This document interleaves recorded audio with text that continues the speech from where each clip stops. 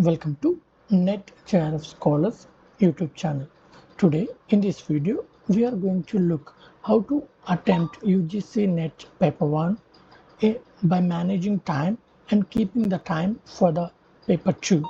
Okay, I have seen that many people unable to finish 150 questions in 180 minutes.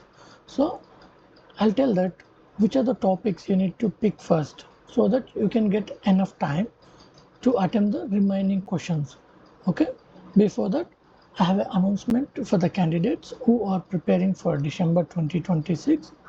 In this YouTube channel NET JRF Scholars, we are launching a free complete course for the candidates who are preparing for UGC NET. So in this video, in this course, we are going to provide recorded videos, daily 2+ videos for all the 10 units, including passage comprehension, data interpretation, and mathematical reasoning as well. So we are going to start this course from 1st of July and ending with 30th December so that you will get enough time to revise in November and December. So along the concepts, we are also looking at the previous year questions. So please subscribe to our channel NET JRF Scholars and turn on the notifications, as we are going to release our schedule and the timetable very soon in this channel. So first we'll look at the biggest mistake that aspirants make in the examination. So generally the students start answering from question 1 and blindly going till question 150, okay, paper 1 and then paper 2, okay, and most of the candidates spend 4 to 5 minutes on a single DA reasoning question. If you spending 4 to 5 minutes, let's say 4 minutes, you'll get 5 DI questions and 5 reasoning and aptitude questions. So 10 questions, on average you will spend 4 minutes. 10 into 4, 40 minutes you are spending on 10 questions. It is the biggest mistake. Okay, you have to spend only 1 minute, okay, when you are looking at for the first time, to decide whether you need to answer at the very at that go, or you need to come back again after completing all the questions. You have to decide this within 1 minute and try to solving every question. Let's say in DI and the aptitude, you cannot solve every question, so you have to skip them. You have to decide in 1 minute whether you have to solve that question or not and move to the next question, so that you can come back again, because if you will get the time at the end of your paper 1 and paper 2, so that then you can put 3 minutes, 4 minutes or 5 minutes for the question, because you know that what is the time limit and what the time can be given to DA and the aptitude. If you stuck at this point and you left many easy questions which are at the end of the question paper, such as passage comprehension,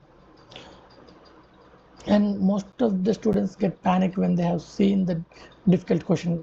It is completely acceptable, because out of 150 questions you'll definitely get at least 10% of the question, that is 15 questions, very new.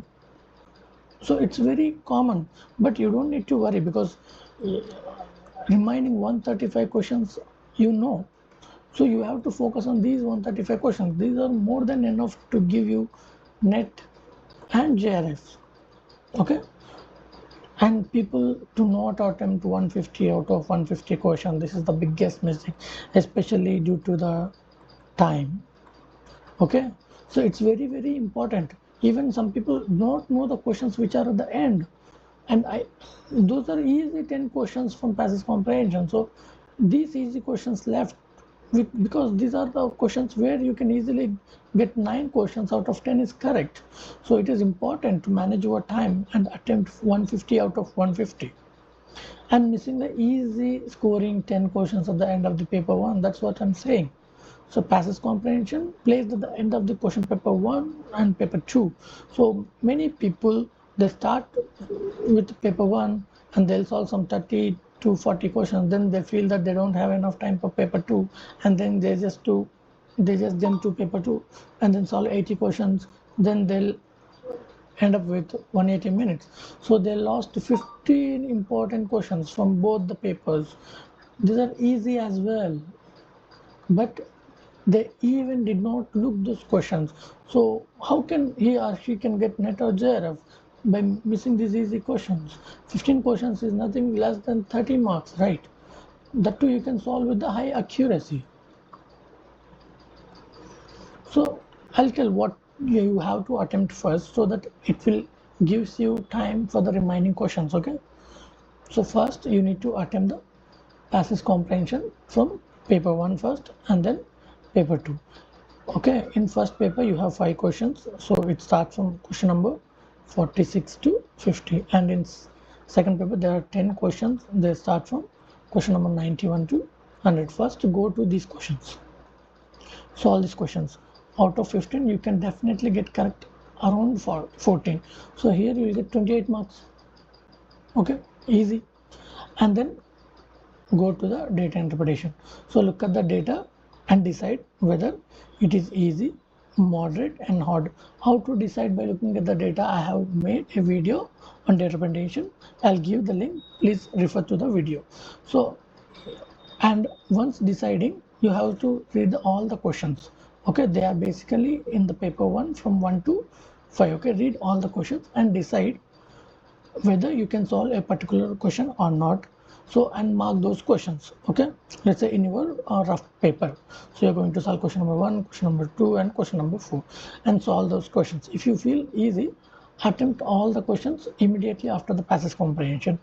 If you feel the data interpretation is moderate, attempt the questions where you are comfortable, okay, which you are comfortable in, and the remaining questions are the end of the paper 1. Okay, and then if you feel it is hard, attempt the questions you are comfortable with. Okay, first you have to mark them and attempt the questions by reading the second time, and keep the remaining questions at the end of the paper 1 and paper 2, because if you spend a lot of time on the order questions, you're going to remain with the less time for the remaining questions. And then after completing the passage comprehension and the DA, just come to the mathematical reasoning and aptitude.